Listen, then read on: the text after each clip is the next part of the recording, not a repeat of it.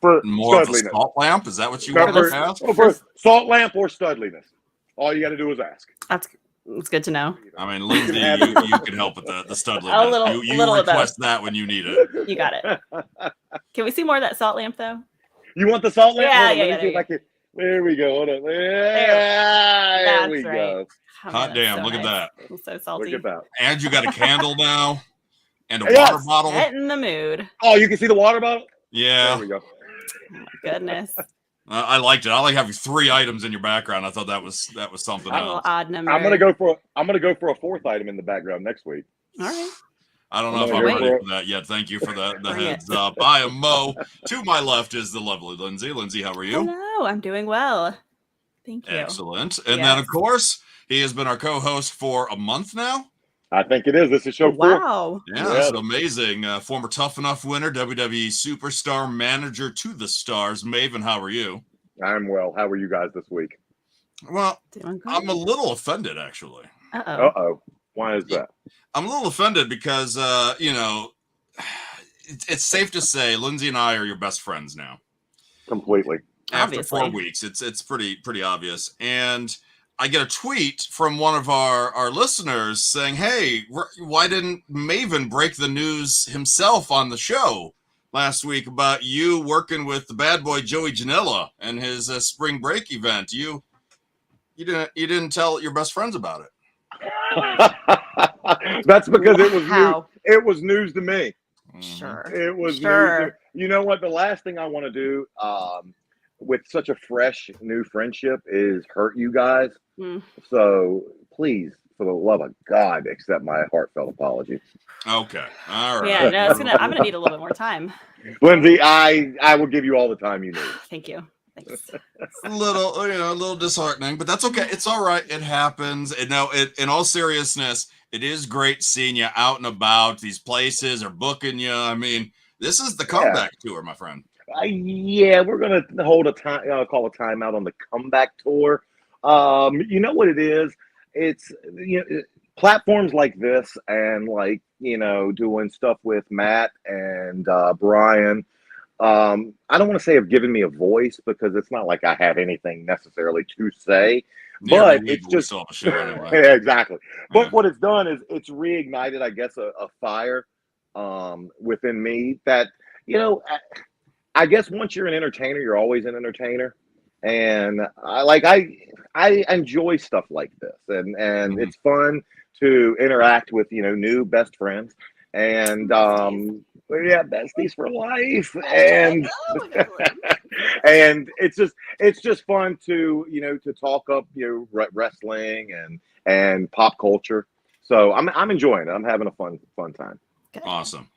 Well, our guest. Hey, hold up, wait, and there's a good chance I am breaking this to you and Lindsay.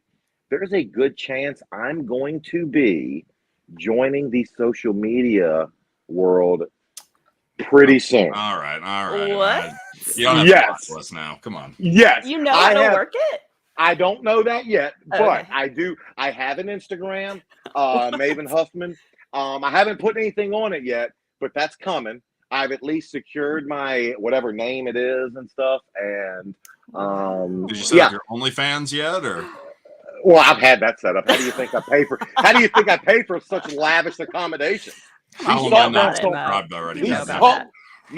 lamps don't buy themselves. Touche. If you want to find me, go to Maven's Feet on OnlyFans.com. It's just my feet. He's already just my feet. already member. He's all the one. 9 toes and their glorious 9 toes. He's the one. He's the one member. But you told me something the other day that as we bring our guest on, I'll let you do the introduction in a moment. But you are really again kind of expanding your horizons here on your comeback tour. Go ahead, tell us about what you're doing with our guest, and then give our guest an introduction, please. Okay, yeah, all right. So, as we've discussed in the past, Maven,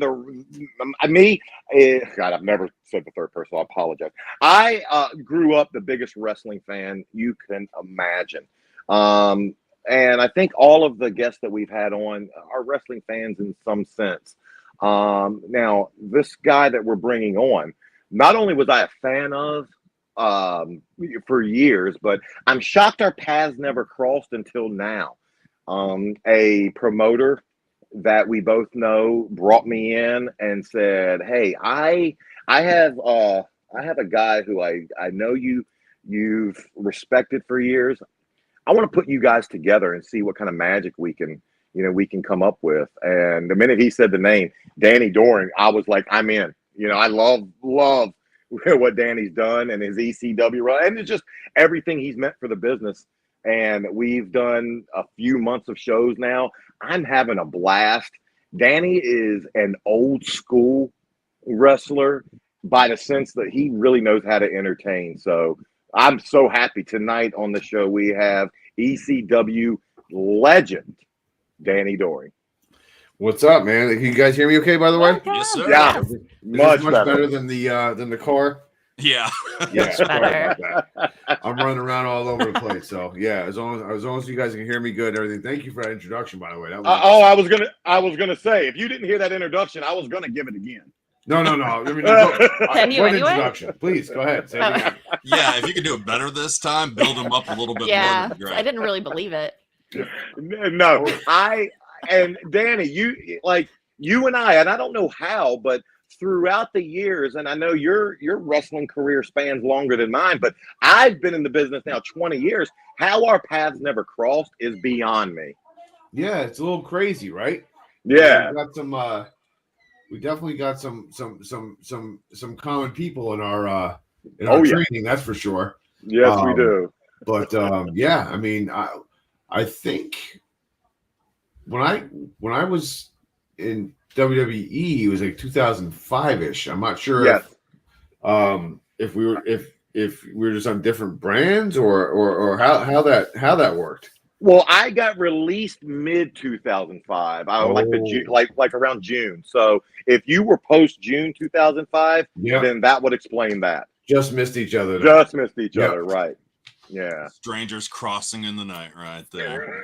Something like Better that. late Yeah. than never. Pretty romantic, actually. And, Better late and than now never. you are the manager, the advocate. Like Maven, how do you describe what you do with Danny nowadays? I mean, yeah, I would say manager is probably, I guess, the correct term. But more than anything, just we go out, we have a good time. I think what we're able to do is just entertain. To me, the way wrestling is meant to be.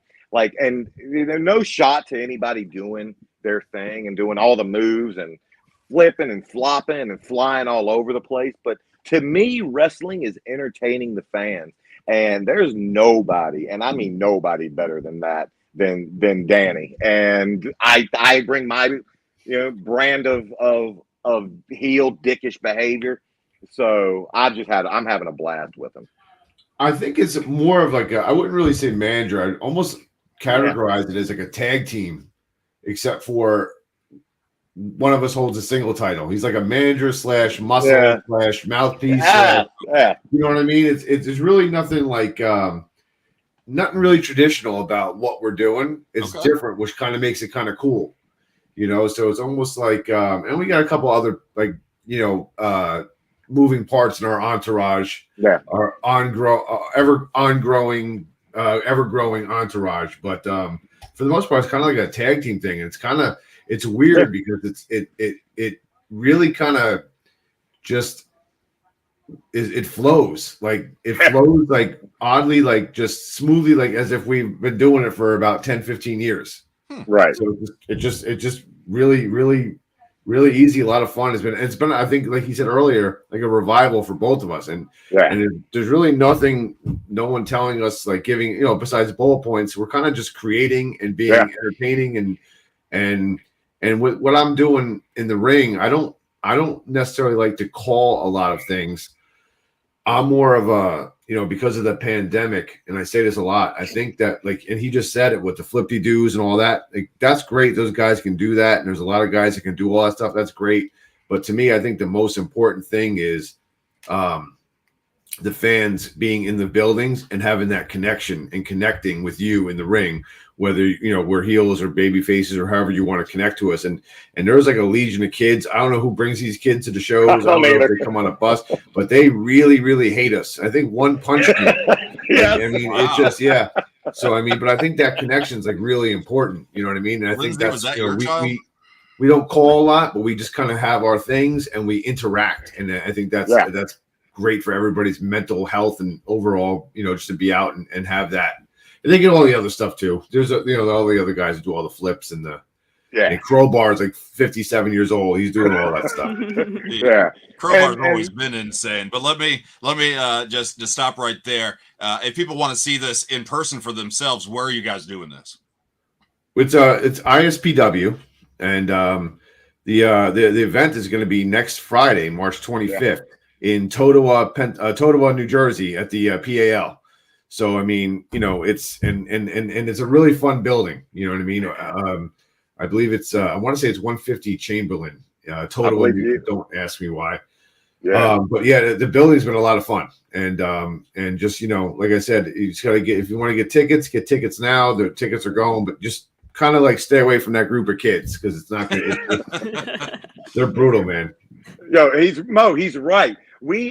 Danny's music hits, and we come out, and he's exactly right. There's a legion of kids and it takes us a couple minutes to get into the ring, but these kids are following us around, and wherever we go, and they're yelling stuff at us the entire time, and it's this like what we both group said. Are we talking here? When you say kids, are these young teenagers, middle school and elementary school? Wow.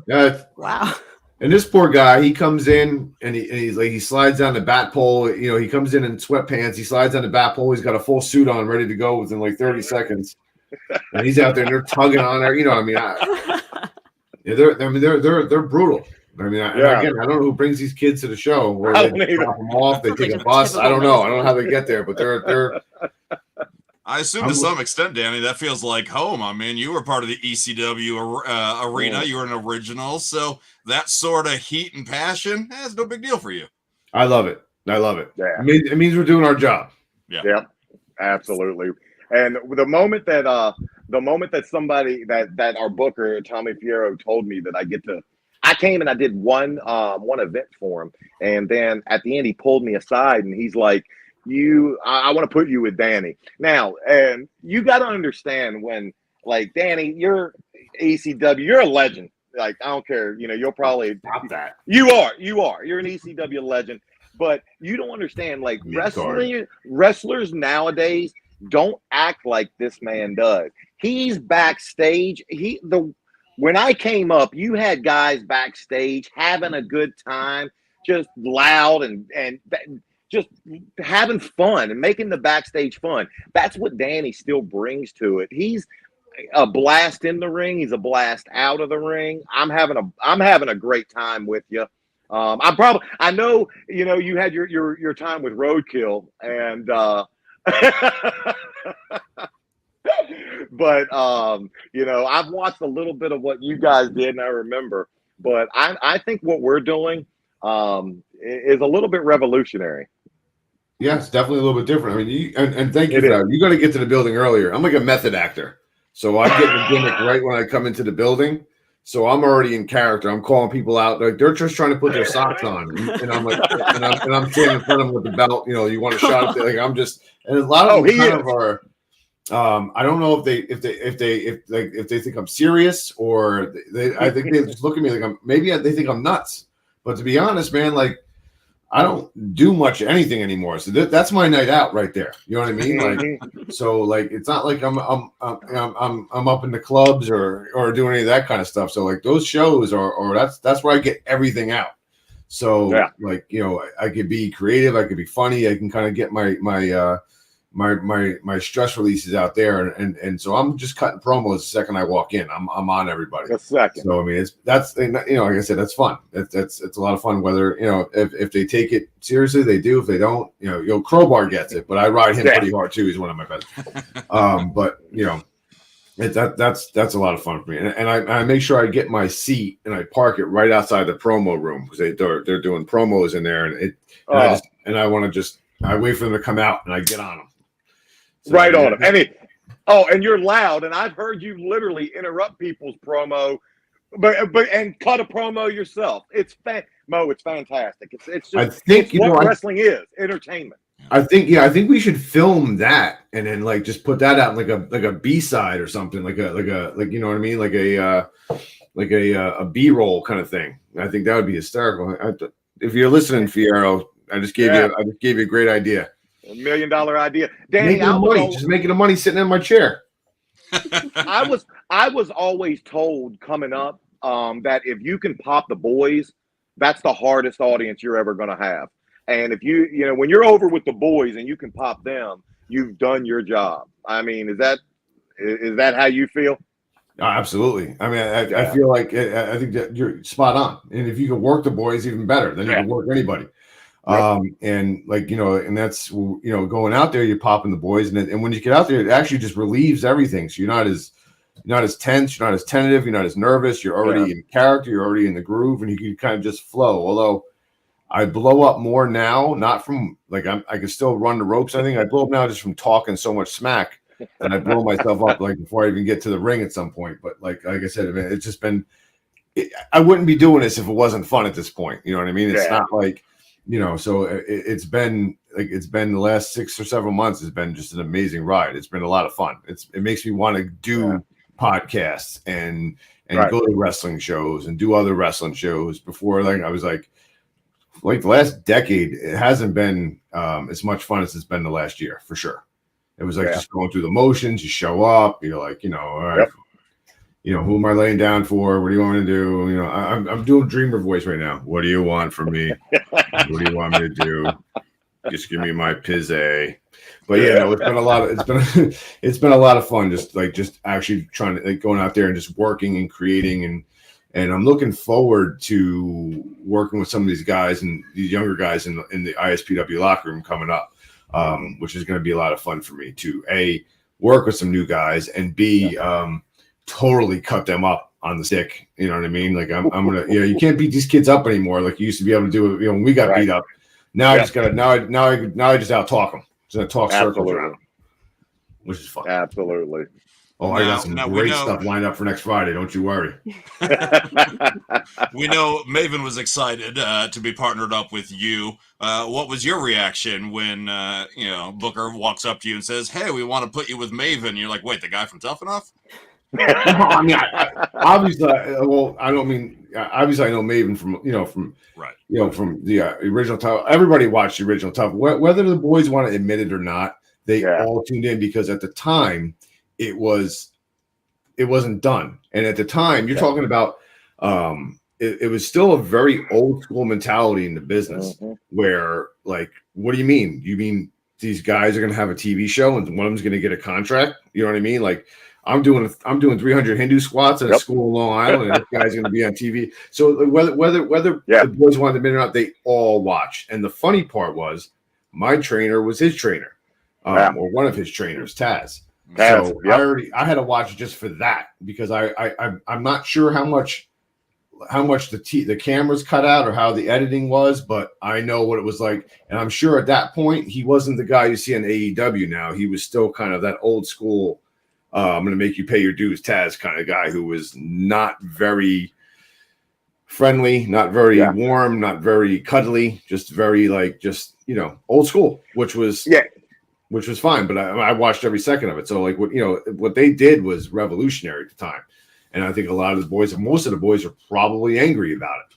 Oh yeah. And this is before, like the guys, how it's a lot easier to be in the business now in 2021, 2022 than it ever has been. And, I'm not saying that's good or bad. I'm just saying it's just a completely different animal than it was back then. And when he broke in, it was a revolutionary thing that had never been seen or done before. But when the booker comes up to me and asks me, I'm like, let's do it. Like, you know what I mean? Like, and Tommy's pretty good. Like if he shoots an idea by me, I'll be like, I don't know. But like this one, I was like, let's do it. And the first time we did it was like, we did the referee angle with Bull in this Totowa building. and it just got over like gangbusters, and it's just been like I said, like it's like a tag team wrestling with a heavyweight championship. It's been a lot of fun. Yeah, and talking about when I came into Tough Enough, I probably got a little bit of a toned down Taz than even you had, just for television purposes. But Taz was a hardcore, and Taz trained us the way that I think you need to be trained, because like I've said before, on my season of Tough Enough, these are people's dreams. 13 people came in because this is their dream, and 8 quit. I've never understood how this is your dream, this is what you want, and 8 people quit. But both Taz and Al Snow prepared me. They said, once you get into a locker room, wherever it is, people aren't going to hate you. They're going to hate the opportunity that you had. But know 2 things. No, every one of them would have taken it, and know that all you have to do is keep your mouth shut and do your job, and you can earn all their respects. And you know what? For the most part, I try to live by that. And it's Danny, don't you agree? Anybody would have taken that opportunity. Oh, absolutely, in a heartbeat. Absolutely, you know what I mean? Yeah. Look, but it would Taz and Al Snow completely contrasting styles of training, sure. Oh yeah. And probably way different philosophies too, by the way. And then did you have Hardcore Holly too, or was that the year? No, Holly was the year after me, but Holly is the one when I got on the road full time. They gave me about 5 weeks of house shows with Holly. Awesome. And they broke you in good. They broke me in good. And the only thing, but this is what I loved about Bob. The only thing he ever got mad at me for was I didn't hit him hard enough. I heard that. He wanted me, like, I hit him with a clothesline one night, Danny, and he comes backstage and he's like, if you're gonna fucking hit me, lay that shit in, I can take it. And I'm like, okay. I only got to do one thing with Bob, and that was in the WWE when he attacked me and Van Dam after a match, and he was hitting me with a chair, and I was just kind of like, he's like, yeah, I'm coming back tonight, so I'm gonna be swinging it, and I was like, dude, swing it. You know what I mean? Like, I'm used to it. And I think it actually pissed him off a little bit, because I'm like, yeah, I'm used to getting hit with a chair all the time. Like, but I was. Yeah. And I remember right before I walked out, I had no intentions of putting my hand up, none, because that's just stupid now to say that. But at the time in ECW, that's what, if you did that in ECW, it was a death sentence in the back with the boys. So I don't remember anybody, Danny. I don't remember anybody in ECW ever putting a hand up. No, you didn't, because you would walk and they would literally, you have no idea the hell that would happen in the back if you did. Yeah. And if you look at it now, it's completely stupid. Yeah. And the fact that I have all my wits about me is pretty impressive. But and then but I had no intention to put my hands up, and it was Vince, Reddy the Gorilla, who said, you better put your hands up or I'll fine you. You know what I mean? So, and I'm glad that I did, because Bob swung that chair, man. My hand was numb for about a week, but I wouldn't tell anybody. I totally didn't put it over, but that was the only thing I had to do with him. But I always respected, I always heard that he's going to hit you, so you better hit him back. Yeah, he wants it. He expected it back. But the thing about Bob is, it's easy to earn his respect. Just be a man. And I don't know, do you remember that Tough Enough year? And God rest his soul, Matt Capitelli. Absolutely. You remember that incident? I was there. I actually watched, and I've said it on interviews before. Bob didn't do anything that didn't happen every night at a house show. He didn't treat him in any way that wasn't going on each and every night at a house show. And it's just what the business was. Now, the business is different now. And like we were talking earlier, it's more into the flies and everything. And it's probably passed me by for that reason. But I mean, I don't know. I think we came up in a time where the physicality was, that was a lot of what the business was. What are your thoughts on that? I agree. I think, like, I remember the first day we ran the ropes in my wrestling school, we literally had to run them until we were bleeding from the three parts of the ropes: your hip, your back, and then your leg. And so we did. And then in the first day you did chops. I had scabs on my chest. You were bleeding. You just got beat up. And I think what the biggest thing was, because they put that on television, and I don't think the world saw anything like that at the time.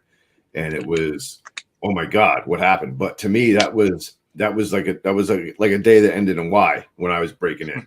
And like I said, the school I went to was, it was Taz, it was Perry Saturn, Bubba Ray Dudley was there, Devon would be there a lot, and Cronus and Tommy Dreamer, and you had all these guys, and it was like I said, it was 1,000 people that came to that school, and you would see 15, 20 quid a week. And because it wasn't what they thought it would be.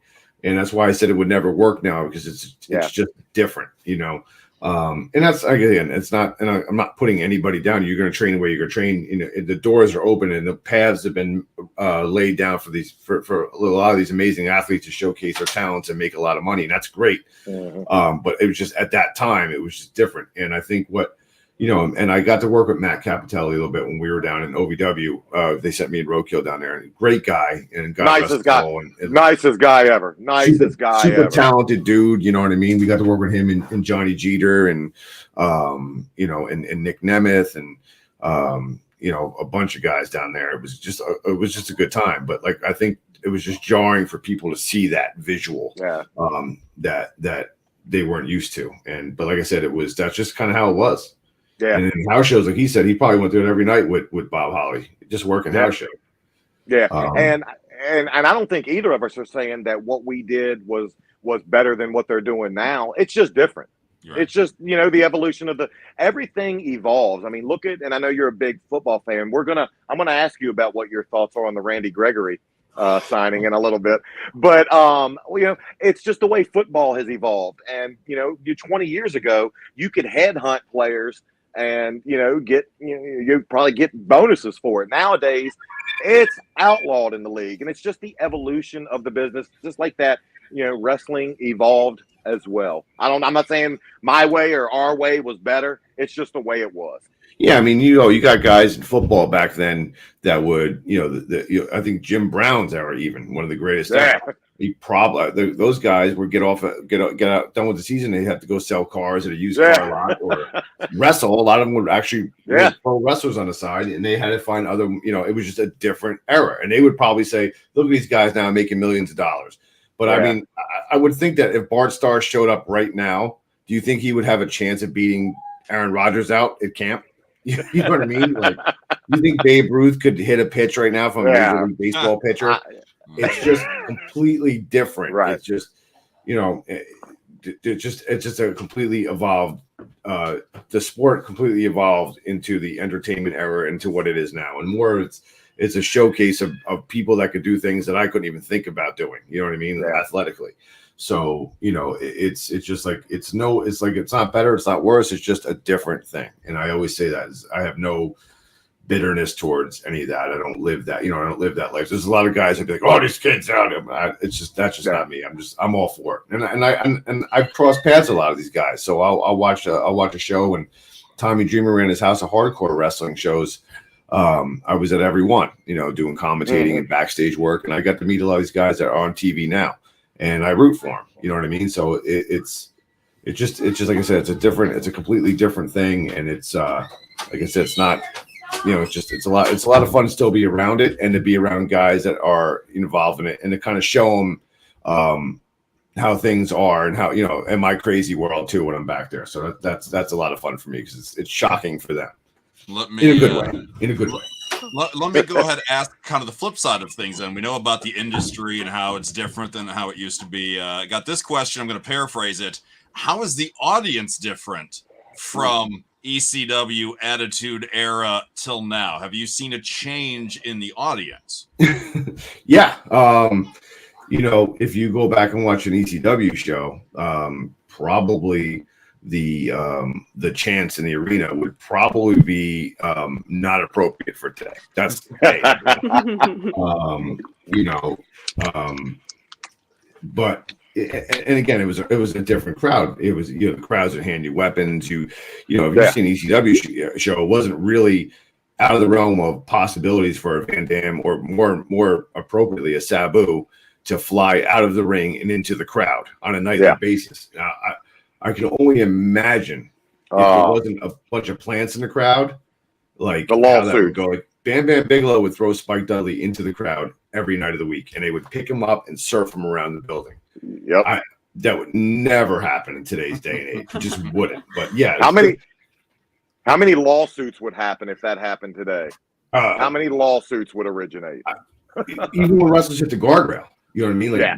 you know, like the way that, like, you know, WWE, you have that big rubber black thing that goes all around. That's not budging. But in ECW, we had guardrails on a sliding surface, and these people's knees would be wrecked.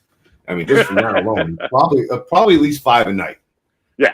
You know what I mean? And it's a litigious society anyways. It is right now. You know what I mean? So there's probably just people like, you know, ambulance chasers just buying tickets to the show, waiting for like somebody to like, you know, set fire to something. You know, even the barbed wire tables and the thumbtacks. If one of those, you know, like I remember specifically during the Terry Funk Sabu Born to Be Wired match, which was insane.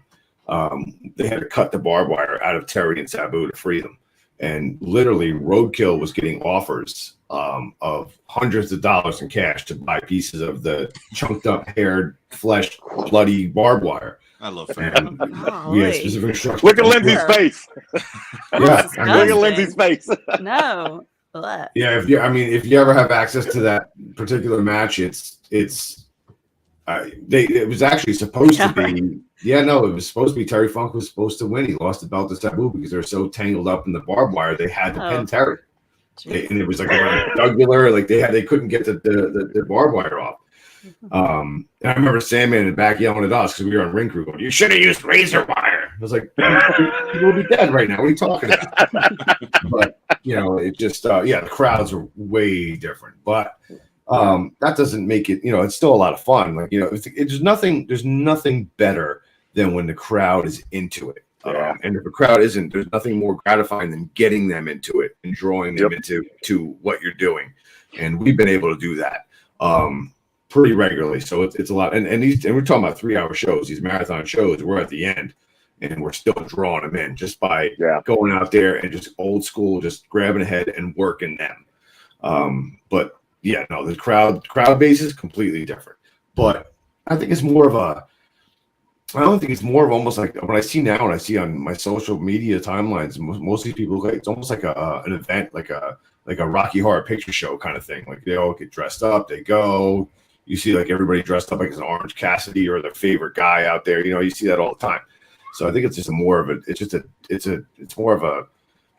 event for people. I think they get all psyched up, and there's probably people making 1 million travel arrangements for WrestleMania weekend. Yeah, that kind of thing, and you know, so it's become, you know, especially around this time, it's been, and with us hopefully clearing out of this pandemic, it's going to be a lot more fun to be around in the next year or two. Yeah. A question about the live crowds and attendance, only because I work for a radio station and we look at numbers all the time when it comes to concerts and tours. And we're noticing, especially since these gas prices started shooting up recently, even the big shows aren't really moving a lot of tickets right now. Do you think this is something that the wrestling world will kind of feel impacted by as well? A lot of people just aren't driving. They don't want to go out and spend that money now because everything's so expensive. I won't even drive to work. Gas prices went up? I hadn't heard. It was like when the pandemic started, like when people were updating their social medias about like there's no toilet paper in the stores. Like, really? Yeah, no, maybe. I don't know what the numbers are for WrestleMania right now. I think the last I heard was like 50,000 a night or something, and it seats 100. So I don't know how that's going to work. If that's, you know, if that's going to be the next couple of weeks as they prepare, they start to build towards it for the go home. If they're going to be able to get those people in, but that probably has something to do with it. And I don't know. I wouldn't even know what a plane ticket costs right now to even fly out there. And then you got to rent the car, and yeah, I'm sure it has a lot to do with it. And I think it's going to take a little bit longer, probably another year before we're back to, like, you know, hopefully if we can get these gas prices down and they come down and you know, and I think a lot of people are, you know, you carpool, you can, you know, I mean, even back in the old wrestling days, we would have like 5-6 to a room. So we were always, we really spend a lot of money that way. We found a way to, you know, maybe that's what they're doing, but yeah, these gas prices are a little bit. I did find $4.11 today though. All right. So yeah, I'm not gonna tell Wow. anybody where it was. If you want, you guys Deal. DM me. I'll give you my Venmo. I'm selling that information on the side. Hey, Maven, when you go to WrestleCon, can you pick me up on the way? You just give me the address. I'll Okay. There you go. I hope What I'm not do you- out of your way here in Atlanta. It's slightly, but well worth it. Like you said, we're best friends now. So I appreciate that. Besties. you do anything. Do anything whatever. for your Anything. Thanks. besties. So sweet. Now, besides wrestling, I know you're active with your football coaching. Tell us what that means to you and what you're doing. I know you like to work with you love football and you love working with the kids. So tell us a little bit about that. Well, I mean, before I got to wrestling, I played semi-pro ball for 4 years. And while I was choosing wrestling school, I was actually had an opportunity to go to play some arena ball, which I declined on and went into House of Hardcore. I was about to go into Team Taz at that time, so I had to kind of, I had some things going on. So, but I always loved football. It was my first love. My son, growing up, I thought for a while he was going to be just all about wrestling. I mean, he had the figures, he had the rings, he had the cages and the elimination sheet, all that stuff. And he slowly kind of got him into flag football, and then I kind of got looped into coaching, which I really didn't want to do. I didn't want to be the parent who coaches kid because everything that comes with that. But as he started to get more and more into it, I got more and more invested into it. And then as you go through that, you start to get invested in some of the other kids, and you take a liking to some of them. So it becomes fun. Although on the youth level, it's a little bit more political because the parents are all over you. My high school teammate got in touch with me, and he took over one of the high school, or one of our rival high schools that we played against in high school. He took over as head coach, and he brought me on the staff. So we kind of took over this whole program that was about to be defunct, and it was like 14 kids, and then we came in, and we had the first year out we had 11 freshmen starting varsity. So I'm proud to say we turned the program around. This year we had a 9-0 season. So nice. Pretty cool, and then I coach some flag football. My son's on the flag team, and then I coach. Then they got me. He's drawing plays right now on his play app. It's insane. His football IQ for a kid his age. And I coach like 3 or 4 different leagues, and it like literally I go from work to football practice, and I'm home watching film, breaking down film, tagging film. And there's so much film to look at, especially on the high school level. You would think it's just X's and O's, but there's so much game plan that goes into it. But it's a lot of fun because there I don't have a kid, I don't have a dog in the fight, so I could just coach football. You know what I mean? Which is great. When I'm on with my kid, it's like coach dad, like it's like I'm asking him to do his homework, but I'm like, no, I need you to block that guy and knock him on his butt. Because dad, but that's it. And then you got the parents calling plays from the stands, which is, they all know how to the run schemes and the blocking schemes, the pass trees and the route trees. Doesn't everybody, right? Oh, they're the best. They're the best. They're the best coaches in the world. Just ask them. Oh, Danny, before wrestling, I was a 6th grade school teacher and a high school baseball coach, and you have more patience than me. I hated it. For one, I couldn't stand that, when I would give kids instruction, if they couldn't do it, I don't grasp that. Like, what do you mean you can't catch a fly ball? Why are you out here then? And I had a parent once after a game asked me, why isn't my son playing? And I said, come to practice tomorrow. And I did a 3-inning scrimmage, inter-squad scrimmage, and he saw that his son was the worst baseball player that God ever invented. And he never gave me a hard time. But right then was when I realized coaching is not for me. So I give you all the respect in the world for being able to put up with it. Yeah, it's almost like we talked about bringing it back to the wrestling. It's like it's a different animal. Like it was, when we played sports as a kid, it's just different. It's just a different approach, with coaching kids. And I think there's a lot of like guys who coach on the youth level that haven't figured that out yet. And you can almost see them in any sports league, any sports field in America. You know what I mean? Like they're insane. Like they haven't figured out that you have to take a different approach than how you were taught or coached as a kid. And you know, we're blessed that the kids that we have on the high school level are they're just dogs. They're in the gym, and the nutrition and the stuff that these guys can do at their age and the size of these kids alone is crazy to me. It's ridiculous. Yeah, I mean, you know, we got kids repping like, you know, 315 for 15. You know, I'm watching like the clips on our we have like a recruitment Twitter, and I'm like, what are they growing these kids? Like, what are they putting in the food? It's amazing. Well, I look at Zion. Different. I look at Zion Williamson from the Pelicans. 2 years ago, he was at prom. Think about that. Yeah. 2 years ago, he was at prom. I mean, it's like, yeah, these kids nowadays, they're bigger, they're stronger. I always, say that like LeBron James is what all athletes are going to look like in 40 years, that big and strong and fast and able to do insane stuff. Like Kobe Bryant, like, man, he's a senior in high school. He's a high school kid. He takes Brandy to the prom, who was like the biggest R&B singer at the time. And he's got like a shoe deal. Like, what are you going to do this summer? I'm going to sign a deal with Nike. You know what I mean? Like, you imagine coming out of high school and having, having that kind of. No, I can't. LeBron was like the last one that came out. I think LeBron was the last one that was allowed to come out of high school before they did. I think so. Yeah. I think so. That's insane. It's insane to me. Like, but that's what it was. And I think I ditched my prom date, man. I don't even think. Did you ditch or did she ditch you? No, I was like, oh no, she wanted to come down the shore. I was like, yeah, I'll come get you. And then, yeah. Well, Danny, I know we got to get you out of here pretty soon. So I'm going to ask you, I admit it, I don't watch any of the programs. I don't watch any of the shows. I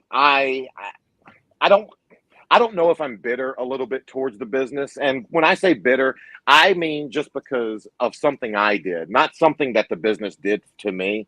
A lot of times people will be like, yo, WWE didn't use you the right way. And I stop them right then. And I say, you know what, though? I wasn't down in the ring learning from the Fit Finleys and the William Regals and the Tommy Dreamers, the legends at the times when I probably should have been. I was more interested in what me and Orton were going to do after the show. So, I was 26 years old, 28 years old. But I find that I can't watch any of the programs. Do you watch? Yeah. I mean, I went through periods where, after WWE, I was, upset. I was angry, maybe a little bit bitter.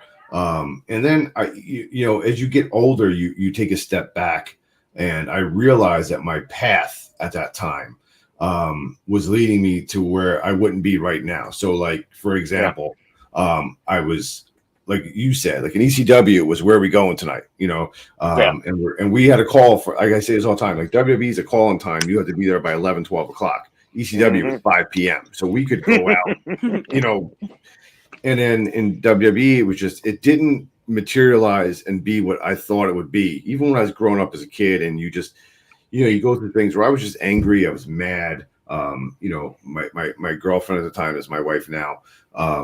If I had stayed there, we would have definitely not stayed together. And then I wouldn't have my kids now. You know what I mean? So I feel like as I take a step back, I look at it, I go, my career path led me to where I am now. And I'm a lot happier now than I was then. And maybe, and I said, success is based on your perspective and nobody else's. So nobody has the right to tell you that, you are, where you don't judge us by our pushes is what I'm trying to say, like that. And I think a lot of people do that unfairly. Like, you don't know what work I put in on, that's outside of wrestling. A lot of people don't know the person I am outside of wrestling. They know what they see on in character interviews and on Peacock Network or whatever. But the reality is that's not who I am. So I think a lot of people judge us based on that. And WWE could have used you better. Yeah, they could have. I could have done a lot more to help myself too. It's a two-way street. And ECW is more of a friendly kind of family kind of knit thing, where you find out in WWE it's more of a business. It's a business. It's a business. Yeah. you take a step back from that and you realize right now, like I'm the man now that my mother probably wanted me to be as a kid, but I had to go chase the dream. But Yeah. at the same time, I got to realize that dream. So if I went to sleep tonight and didn't wake up tomorrow, I accomplished what I set out to do. Like I don't have any what ifs in my life. You know what I mean? Well, Right. what if I didn't do this, or what if I would have done this, or I've emptied all that out, so I can live every day with who I am. And I think that's an important thing, because I think it's positive for people to see like people like me, Maven, a guy like Crowbar, who's had a very successful, Yeah. a little Guido, a lot of guys I see every day, because I think it gives you a sense of that you could leave wrestling and you could still do something with yourself. I think there's not a lot of people that are talking about the positives in wrestling. I think we want to look at the train wrecks. We want to exploit the train wrecks and the statistics, and everybody wants to hear about the downfall, but nobody wants to hear about people's success stories. And I think that's indicative of what people like in America. You know, I mean, they want to see that. So I don't think there's enough accent in the positives, and that's sad to me. But but as far as watching the product, I watch now because, like I said, I met a lot of guys through Tommy Dreamer's House of Hardcore Wrestling. So I'll root for those guys, but I don't watch it. I don't really buy into storylines. I don't get into like, I'm more of a casual viewer now. But if I see something like, or if Crowbar will have parties at his house, we'll just go and watch a show, and then I can say, well, that was a hell of a match. I don't know who that is, but they. Those two guys put on a great match, or those two ladies put on a great match, or whatever the case may be. I can recognize that, but I don't watch it with any kind of. I can kind of sit back now and watch it almost like a fan, more than a person who's been in the business that long. And I think that's an important thing too, because I think if you watch it from those eyes, it's a lot easier. But also, like I said, I know a lot of the people that are on, and I can root for them. So guys I cross paths with, so that's good for me. Well, that's a hell of a perspective. And I'll tell you what, you mentioned his name a couple times. I know he's your friend. But Crowbar, I can't think of anybody that's happier every time I see him. No, you're wrong. He's dude, he'll be like, I just want one more run. He won't say it, but he wants that run. I think he'd sell. He's guy ribbing me there. Guy makes a $250,000 a year. He'd sell his soul for another run. Oh no, I'm only kidding. Yeah, but he's he's definitely happy. But I jest. But he really would. He would find a way to manage his business and do that run at the same time. He would.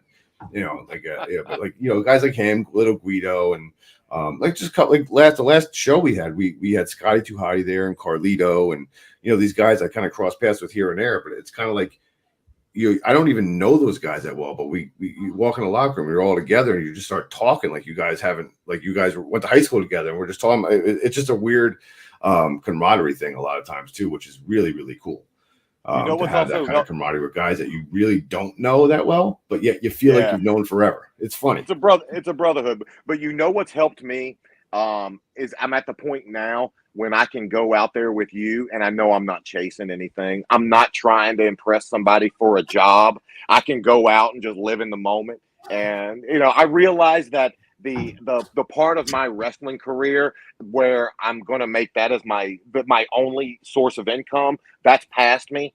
So now I can make a few extra bucks on the side and just go and have fun. Go have fun. A lot of friends I have in wrestling, my best friends, I never ask them for anything involving wrestling. So like I said, for example, Tommy Dreamer is one of my best friends. Never ever we talk on the phone once a week, and we never talk about the business. Yeah. We literally never talk about, and I've seen it too many times. Guys will try to use their friendships to get a dark match. And are they really your friends, or you know what I mean? Yeah. I always, and like I said, most of the people like I talk to are because we have relationships outside of the business, and I think that's an important thing. And it also helps you to, like I said, we go out there, we're having fun. I'm not calling anybody's phone, I'm not DMing anybody, but if somebody called and said, hey, you guys got a great act, can we put it on our whatever? Then that's a side discussion. But I'm not chasing it. If it comes to us, it comes to us. Exactly. And I think that's the best way, especially, I just turned 48, man. You know what I mean? I'm not 45, brother. Yeah, I'm 45, hey, brother. Don't you say brother? You better hard R that brother. But yeah, I think we're doing Taz. Yeah. you gotta do the head.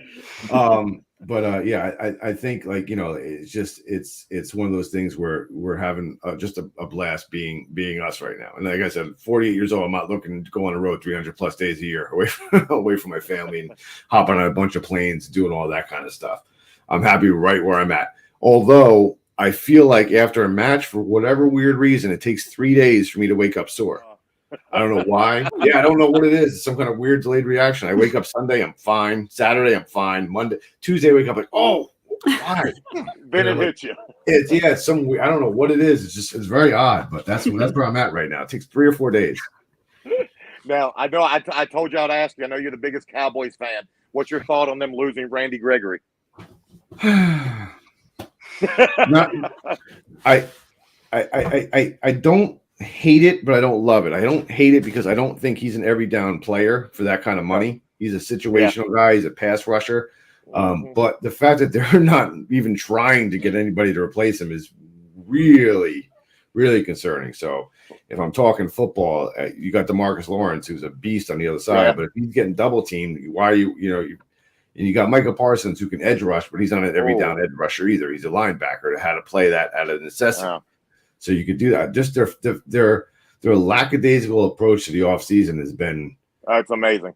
Since but amazing. Like I said, I'm old enough to be. I was in high school when they were on their 90s run, so I got to see those things live. I still have, and yeah, you make fun of me. I still have the VHS recordings of the Super Bowl. Go ahead, put up the me for last Cowboys highlights and throw the VCR tape. Yeah, I got them. Well, I heard them on my Memorex VHS tape. So what? I heard this. I heard the stats that Gregory in the last, I want to say 3 years or 4 years, only had like 16 sacks anyway. So that, to me, that's replaceable. Yeah, he only played, I think, 50 games. You look at a TJ Watt who had 21 and a half sacks this year. Cowboys passed on TJ Watt, by the way, for Taco Charlton. I just want to throw that out there. Oh my gosh! But you guys did like luck into Micah Parsons last year, and yeah, to me, they wanted Surtain. They would have took. Surtain. They did want to, they before the Broncos took him. But I tell you what, Micah's going to be probably one of the best defensive players in the league for the next 10 years. Knocking on wood, barring injury. Yeah, he's going to be if he stays healthy, he's going to be dominant. But again, they better clear up some cap space because he's going to get all of it in about 3 years. 2 years probably. Sure. Have to get it unless they let him go to free agency. They're so bad with the cap. I don't know how they handle the cap so poorly, but they do. I'm a football team. I'm a Washington fan, so I never have anything to look forward to. I know. I wish I could repick. I really do. Isn't that whole Alex Smith, Joe Theismann comparison with the broken leg at the same time on the clock? You ever seen this? Yeah, they broke their leg on the same field with the same amount of time on the clock, and it's eerie, completely odd, weird, eerie thing. But yeah, it's going to be. Listen, I think you guys are probably the second best team in the division. You're going to get mollywopped twice next year by the Cowboys, but I mean, hey, it is what it is. I mean, it's going to be. No, they're. I don't know. I don't know about Carson Wentz, so I don't. I'd actually maybe want to prefer Ryan Fitzpatrick, but that's just me. Look, we're a sports show now. If Heineke had a little bit of a better arm, I like that kid's moxie. Yeah, absolutely. But I like the fact that he can control the clock. Yeah, I think the Giants are taking a step back, and the Eagles I think will be decent, but I think the Commanders are the one of the. They're going to make a good. They're going to make Riverboat Ron, man. He's a great coach. Yeah. I like Riverboat Ron. I wish we had him. But we got Mike McCarthy because he's not going to say no to Jerry. True. The last coach we have with any balls is Bill Parcells. Yeah. Yep. It was Jason Garrett. Just. I like Jason Garrett, but he was not a. I'm more of a. I need a personality coach. I need one of those guys. You know what I mean? I like Mike Vrabel and the guys that you wouldn't want to fight in a bar, kind of. Yeah. Those types. I missed the Ditkas and the all those Right. types back in then. But that's just me. Well, Danny, we thank you. Mo, did we have any more questions for Danny from the Nope, viewers? I think we covered all the big ones there. Well, that was Well, fun. Danny. See, I like these kind of interviews because you can sit back and just talk and have a conversation. Mm-hmm. That's it. I always go, some of those wrestling interviews you're just doing, and you're kind of like, it just feels like I'm Danny, answering the same questions for 25 years now. yeah, Danny, and literally every interview I do, it always starts with, so what was it like eliminating the Undertaker from? And I'm just like, watch all my other ones. What was that like? Now that you mention it, Yeah. enlighten And us. so I completely understand where you're coming from. I'm having a blast working with you, brother. Like you said, we're not chasing anything, but you know what, Mo? If we did get a call, I think we'd probably entertain something. I'd probably be thrown out, and I'm going to apologize now because if it ever does happen, we'll probably get kicked out before we even go on because I'm going to walk in that locker room like I do in ours. That's yeah. And I would love every second of it. I would love walk up right to the top guy and go, you know that I'm not putting you over, right? You just know that's not happening, right? Just walk right up. And he would, Mo. He would. He totally would. He's cutting. We're literally done at one of the shows one week. He's cutting promos on the people making our food. Like this building we're going to. Nobody's they make the best food. And we're down there. They're making his big cheesesteak sandwiches. And he's down there cutting promos on them. It's Danny. It's. I would give him a title shot. Totally.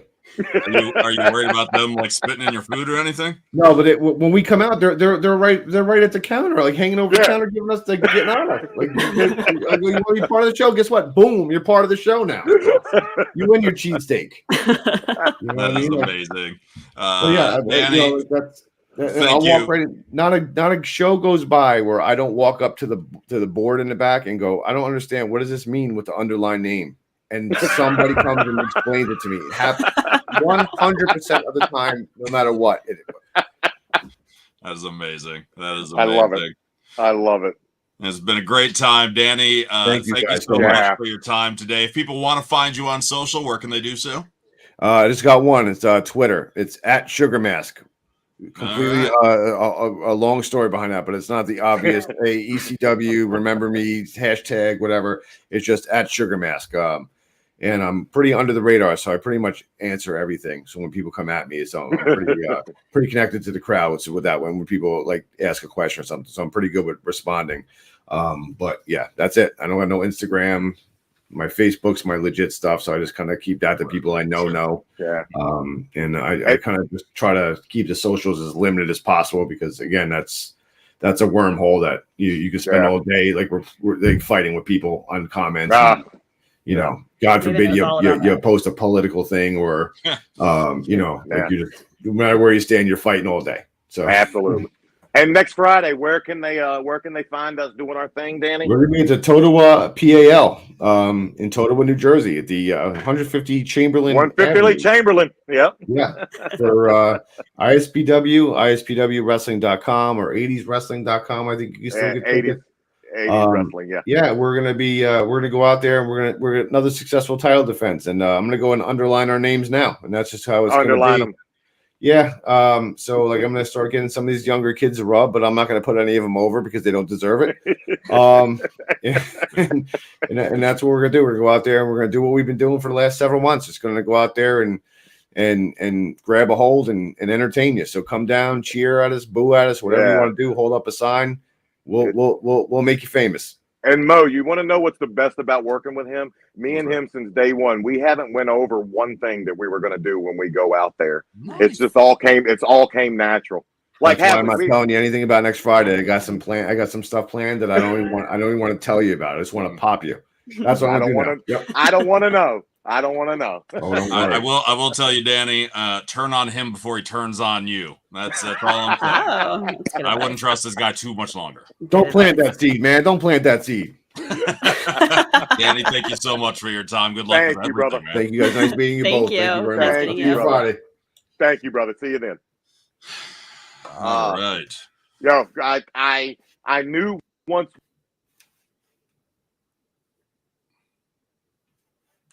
Maybe Did you mute him?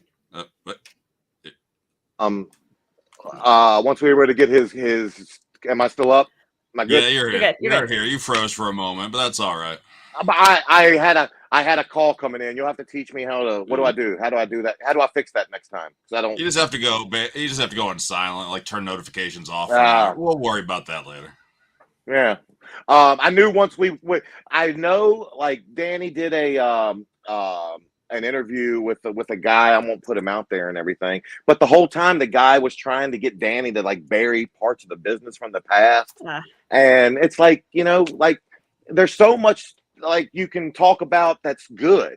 Yeah. Why talk about what's negative? So I told him we'd have fun on this. And Yeah. Nothing That's- serious. We're just table talk. As Yeah. Devon says. Yeah. Yep, exactly. And that's what we've been doing for years. It's probably why we don't have the height of popularity that some of these other podcasts do, because we're not looking for the gossip. We're not looking for dirt from people. We just want to have some fun. But with that said, one thing I did want to ask earlier, rest in peace, Scott Hall. Did you work with Scott at all? I work in the ring. We were in the ring for a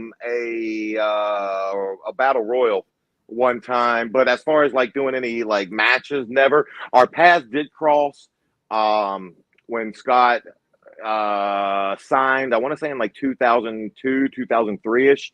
I had already been there, and I was able to go out with Scott and Nash oversee. Oh, the story Devon talks about how he saved me, got me to the that's because I was out with Scott Hall and Kevin Nash the night before. Yes. So needless to say, I had a fun time, I think. And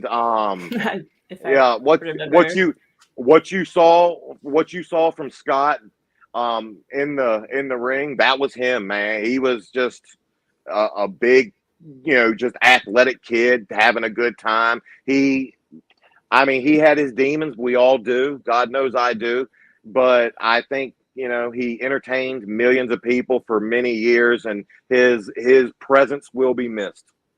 Yeah, very much so. And would it surprise you to know that Kevin Nash is a big fan of the lady to my left? Not a bit. Why? Not a bit. Why? Wouldn't surprise me a bit. I just had to bring that up. I had to mention. Thanks for that. Thanks. Bright note. Last note. What does Maven do for St. Patrick's Day? Go to work. Or do you at least wear green? Nah. He likes being pinched. You like it, don't you? You like it. I could see that. Hold up, no. Pinching. That's the one thing.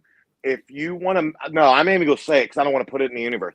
I hate being pinched. You better wear your green.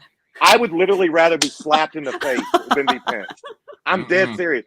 Like, I hate it so much. You got stitches going. When I see you, I'm gonna pinch you right on the booty. Oh my gosh. Right on the booty. No, I've got a couple face-to-face meetings I got tomorrow. Mo, my life is I've lived the most boring life you can imagine. I get on a train, I go to work. Today I had to play I had to play cheerleader to people. These kids nowadays, they let everything just upset them so much, and like being pinched. I hate. Look at him. I hate it. The sound of it. It's just that I weird. hate it. Like, I do. Could you at least wear like a top hat or like a fake beard or something tomorrow? I mean, I've already got my suit hanging up over there that I'm wearing tomorrow. It's blue and red. It's not going to be green at all. I'm gonna have no green on. I mean, it's not even St. Patrick's Day yet, and she's celebrating. I drink and I know things. I am ready. I drink and I know things. I love it. Lindsay can make a burlap sack look like an Arabian nightgown. So, like, she can wear whatever and be just fine. What are your plans? Oh, I'm working. I don't really have any Irish in me, and I don't drink, so that's just another day. I don't for either. Me. Lindsay, do you have any plans? Yes, I will be working. Are you at least getting the animal drunk or something? I mean, No, well, I mean, we might do some like sedation, so maybe like some of that kind of drugs drunk. I don't know. I might wear a green undershirt, under my scrubs. wow. Celebrate. God, Bunch you of guys are party animals terrible. on this That's show. me. Oh, I've been watching it, and I wanted to ask you guys. Super Pumped. You guys watched it yet? The first No. couple episodes. I have Super not. Pumped. It's a show about the founding of Uber. It's good so Oh. far. Yeah. Okay, I have heard about it. No, I've been watching Yeah. All of Us Are Dead, which is a Korean zombie show. Ah. And I've been getting Never heard ready of for Moon Knight, the next Marvel show at the end of the month. So, yeah, your Super Pump's gonna have to wait a little bit. I'm sorry, brother. It's backburnered. It's It been is. put on the back burner. It is. Sorry, there's Wonderful. nothing personal, but I just don't trust your opinion.